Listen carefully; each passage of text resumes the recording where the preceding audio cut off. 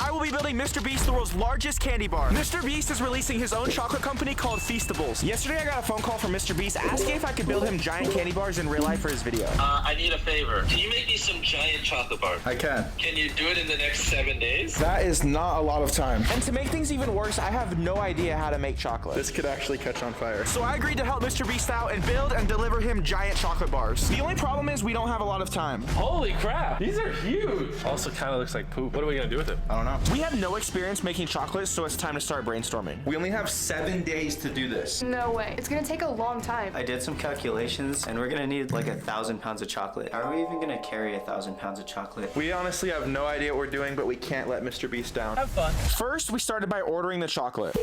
Hi, I was wondering if I could possibly order 1,000 pounds of chocolate. 1,000 pounds? That's gonna be around $5,000, sir. Once we ordered the chocolate, Ben made an exact replica of the chocolate bars onto a computer program. Yo, this is actually a really complicated design map. After 16 long hours of work, the model is perfect. Dude, that looks insane. It's probably gonna be like this big. Next, we printed the design so we could trace it onto a foam board. This is gonna be the size of our chocolate bar. It's 5 feet long, and we're gonna build all 3 flavors, the original chocolate, almond, and crunch bar. Now that everything is cut to size, Ben started sculpting the foam.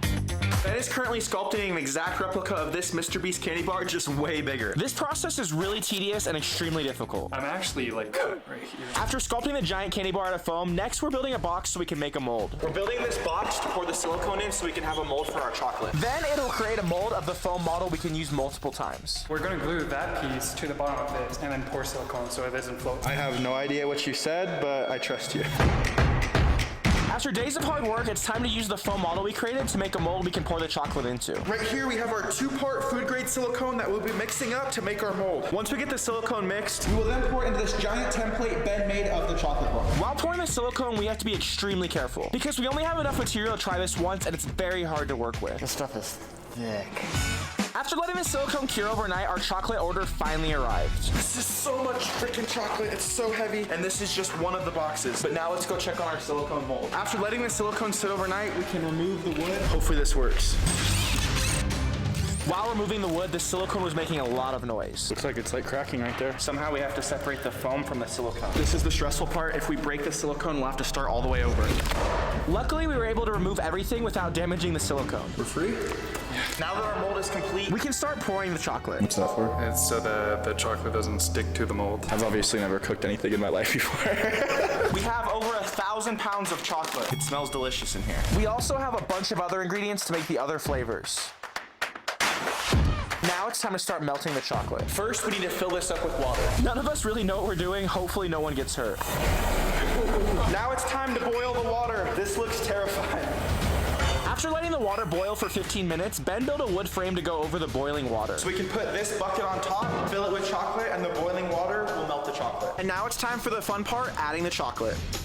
After adding the chocolate, we started mixing it to help speed up the melting process. I love chocolate. Honestly, this is one of my favorite videos we've ever made because chocolate is literally my favorite food in the world. Something else I love is giving back to my subscribers. Oh, Matthew. Are you subscribed to my channel? Yeah. All right, well, congratulations. You get $1,000 for being subscribed. Wait, what? No, really? Thank you so much. If you want me to give you $1,000, it's super simple. All you have to do is subscribe to the channel. I'm giving one random person who subscribed $1,000. So subscribe now and join the Beam team. Mixing the chocolate was going good, but we have one huge problem. So my only concern is that our frame is built with wood and wood burns. This could actually catch on fire. Oh yeah. And to make things even worse, we've been mixing for over 2 hours. And still have about 990 pounds of chocolate to do. This is gonna take forever.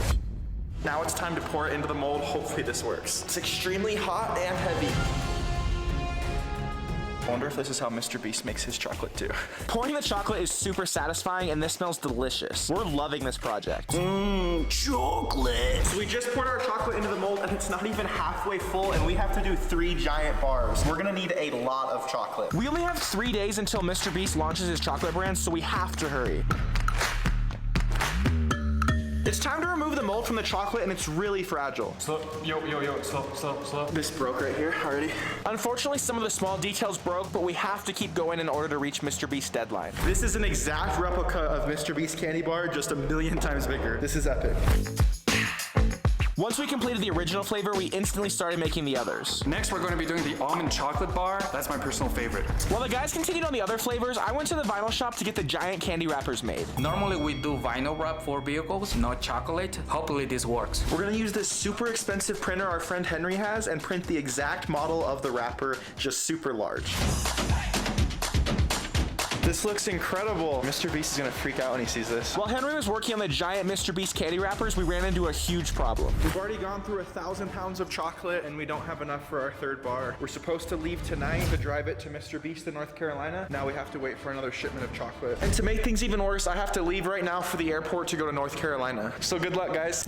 Hopefully it doesn't melt while I'm driving. While I headed to the airport, the team continued working, and luckily the extra chocolate arrived. Mr. Beast needs this immediately for the launch. I don't know if we're gonna be able to finish this because Brian still has a 2-day drive to get there. North Carolina, here we come.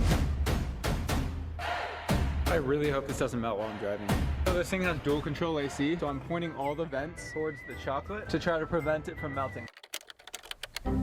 Chocolate melts at 110 degrees, so really Brian doesn't need the air conditioning on, but we won't tell him that. I have a sweatshirt on and a jacket on, and I'm using a jacket as a blanket just to keep warm. It is so cold in here right now. I have to keep the chocolates from melting. Next stop, Mr. Beast's house. So they just finished boarding and no one's sitting next to me. It's gonna be a good flight. While I was flying to North Carolina, the chocolate crashed into the seat. Everything is scrammed up against the seat now. That is not good. And to make things even worse, there's a massive snowstorm. This truck just slid off the road. This road's closed too. I straight up don't know what I'm gonna do. After hours of dangerous travel, We made it to North Carolina. Now it's time to head to Mr. Beast's warehouse and surprise him. hopefully Mr. Beast loves it. This is when Brian told me about the candy crashing into the seat from earlier. We're on the way to Mr. Beast's warehouse right now. The launch is today. Yeah.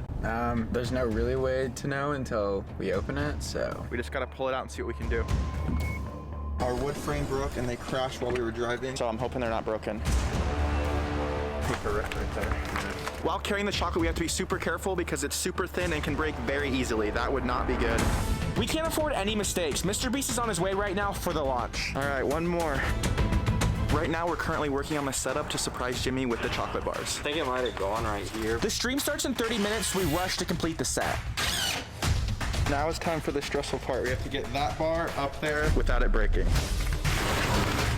We were able to successfully complete the Feastables display right when Mr. Beast arrived. Here he comes. Okay, so you told me to meet you here, which is conveniently my studio. You ready? Uh-huh. All right, let's do it. Let's see it. Should we have you close your eyes or something? The first time I met you, you said you didn't trust me. Did you close your eyes or? I just met him. I'm not gonna put blindfold on him. Do you trust me yet? I trust you, fine. I trust you enough to close my eyes. That might be bad, but how do I lead you out here? Here. Okay. Is that your arm? Yes. Okay. I feel like I'm gonna hit something. I feel like I'm just gonna run into something. If you guys are enjoying the video, you should subscribe right now. Yeah, if you don't subscribe, you're dumb. He's right. Are you ready for this? Sure. All right, check it out. Holy crap, these are huge. Yeah. Oh, is there real chocolate inside them? It is. Can I open them or? Yeah. Is that okay? Yeah. I feel bad. No, it's good. I want to try this so badly. Oh my gosh, it's so thick. That's what she said. Do you have a chainsaw to cut it? No, but I have this.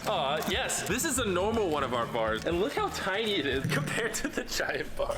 Oh my gosh, and it's not even just like the size, but it's also the width. Again, that's what she said. It's so much more insane. Only one problem. I don't know how we're gonna cut this. Dude, it's so thick. Also kind of looks like poop. Holy crap. That's not very good. Is there a knife somewhere? I can't. Here we go. I got a piece off. Oh, this is actually crunch. Oh, wow. I mean, I'm not gonna be able to eat it all, but the cool part about Feastables is 10 random people that buy the bars getting a mystery ticket. They're gonna be flown down to compete for a chocolate factory. So this is actually kind of perfect because in that chocolate factory is a chocolate river, and I needed a lot of chocolate. If you don't mind, I don't think I can eat 1,000 pounds of chocolate. But So after all this hard work, you're just gonna melt it. kinda. Subscribe if you haven't already.